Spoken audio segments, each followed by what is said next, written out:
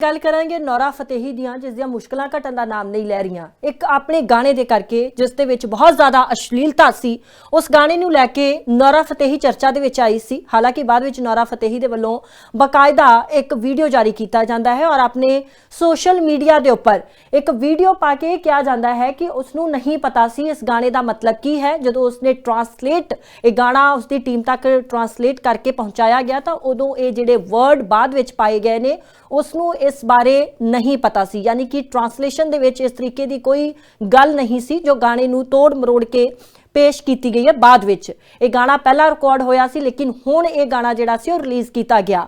और नाल ही नौरा फतेही ने भी कहा कि उस गाने दे विच संजय दत्त सी, वो एक आइकन ने, तो मैनूं अंदाज़ा भी नहीं सी कि वो इस तरीके का गाना जिहड़ा है वो करनगे। लेकिन अपने स्पष्टीकरण देने तो बाद भी नौरा फतेही दीयां मुश्किलां लगातार वध रहीआं ने, क्योंकि यूपी दे विच नौरा फतेही के खिलाफ फतवा जारी होया है। विवादां दे विच नौरा फतेही गाने ते दित्ती सफाई, यूपी दे विच फतवा जारी।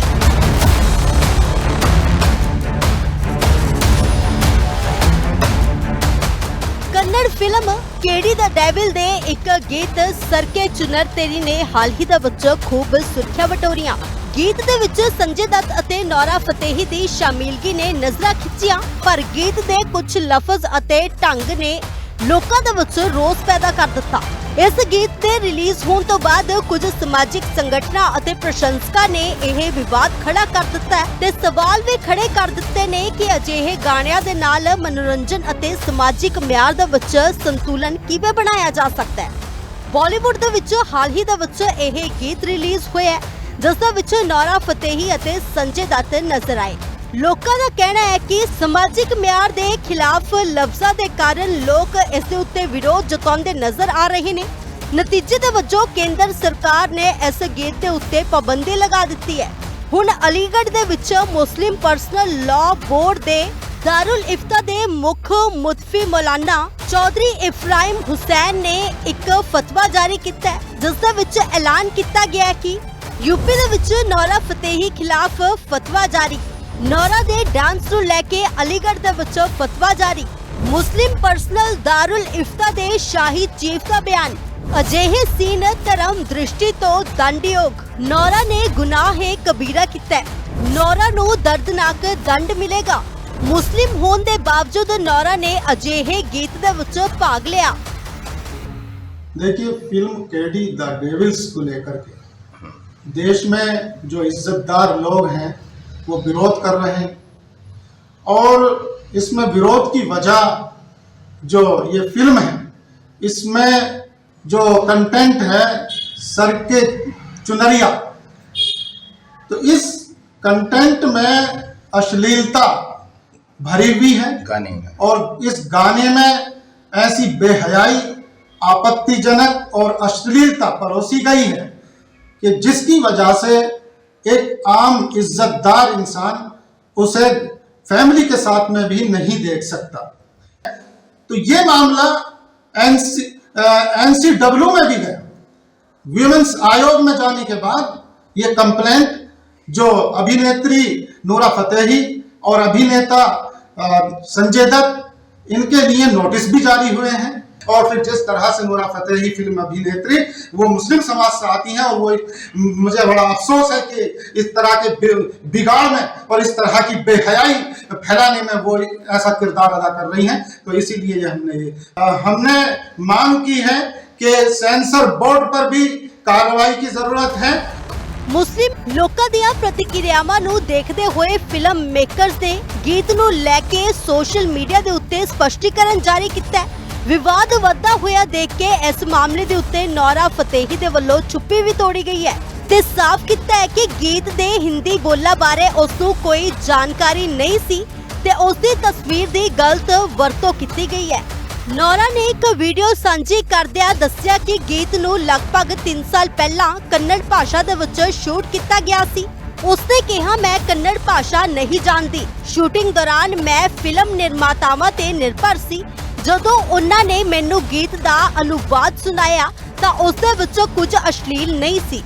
I shot this song 3 years ago in a language called Kannada, okay? which is a part of a different industry called sandalwood, okay?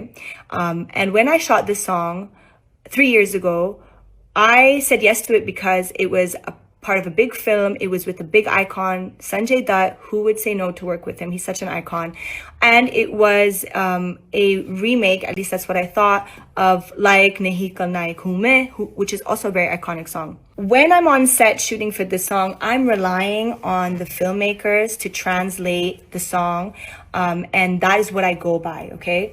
When they're translating the song, nothing seemed inappropriate or vulgar when they were translating the song to me. But then again, I don't understand Kannada, so I'm just relying with whatever they're telling me. Whatever they've done right now, which is creating a Hindi version and dubbing the voice in Hindi and having those lyrics, which are very inappropriate, I had no idea about that. They didn't take any approvals. They didn't take any permission from me. They didn't take any approvals from me when they created that lyrical version. They used very unflattering photos. And if anyone knows me, they know that I have to approve all my photos. They put this lyrical version without my approval and they put it out there. Then they created an image of me and Sanjay Dutt, which was AI generated, which I'm already against AI. So I was already feeling really irritated at the event when I saw what I saw.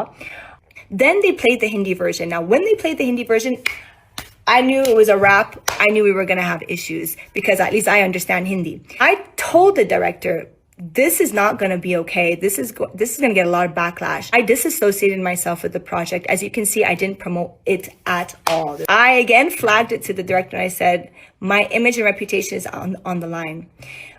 You know, certain industries, they don't listen. They don't care about my opinion. And that's a conversation I think we can have on another day. Because of this backlash, it pushed them to remove these songs, and I'm grateful for that. ਇਹ ਫਤਵਾ ਰਾਸ਼ਟਰੀ ਮਹਿਲਾ commission ਦੇ ਵੱਲੋਂ Nora Fatehi ਅਤੇ ਸੰਜੇ ਦੱਤ ਨੂੰ ਸਮਨ ਜਾਰੀ ਕਰਨ ਤੋਂ ਕੁਝ ਘੰਟਿਆਂ ਬਾਅਦ ਆਇਆ ਹੈ। ਇਸ ਮਾਮਲੇ ਦਾ ਖੁਦ ਨੋਟਿਸ ਲੈਂਦੇ ਹੋਏ ਕਮਿਸ਼ਨ ਨੇ ਇਸ ਨੂੰ ਔਰਤਾਂ ਦੇ ਮਾਨ ਸਨਮਾਨ ਦਾ ਅਪਮਾਨ ਮੰਨਿਆ। ਕਮਿਸ਼ਨ ਦਾ ਵਿਚਾਰ ਹੈ ਕਿ ਪਹਿਲੀ ਨਜ਼ਰੇ ਇਹ ਗਾਣਾ ਜਿਨਸੀ ਤੌਰ ਦੇ ਉੱਤੇ ਭੜਕਾਊ ਹੈ ਅਤੇ ਆਈਟੀ ਐਕਟ ਅਤੇ ਪੋਸਕੋ ਐਕਟ ਦੇ ਉਪਬੰਧਾਂ ਦੀ ਉਲੰਘਣਾ ਕਰਦਾ ਹੈ। ਬਹੁਤ ਸਖਤ ਰੁਖ ਅਪਣਾਉਂਦੇ ਹੋਏ ਰਾਸ਼ਟਰੀ ਮਹਿਲਾ ਕਮਿਸ਼ਨ ਨੇ नौरा फतेही, संजय दत्त, गीतकार रकीब आलम, निर्माता वेंकट के नारायणन ਅਤੇ निर्देशक किरण कुमार ਨੂੰ 24 ਮਾਰਚ ਨੂੰ ਦੁਪਹਿਰ 12:30 ਵਜੇ ਨਿੱਜੀ ਤੌਰ ਦੇ ਉੱਤੇ ਪੇਸ਼ ਹੋਣ ਦਾ ਹੁਕਮ ਦਿੱਤਾ ਹੈ। ਕਮਿਸ਼ਨ ਨੇ ਚੇਤਾਵਨੀ ਦਿੱਤੀ ਹੈ ਕਿ ਜੇਕਰ ਉਹ ਪੇਸ਼ ਨਹੀਂ ਹੁੰਦੇ ਤਾਂ ਉਹਨਾਂ ਨੂੰ ਗੰਭੀਰ ਕਾਨੂੰਨੀ ਨਤੀਜੇ ਭੁਗਤਣੇ ਪੈਣਗੇ। Bureau report, living India news.